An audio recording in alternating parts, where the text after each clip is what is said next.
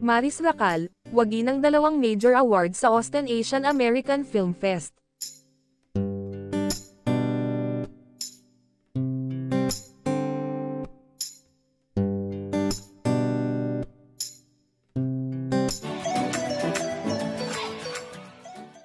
It's a double win for Filipina actress Maris Racal, Sunshine, as it bagged 2 major awards at the 2025 Austin Asian American Film Festival in Texas.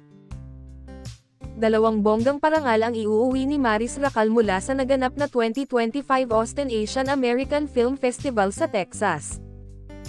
Ito ay dahil sa pinagbidahan niyang pelikula na Sunshine, na idinirek ni Antoinette Hadowny. Kinilala ang pelikula bilang winner ng Narrative Feature Jury Award at Narrative Feature Audience Award.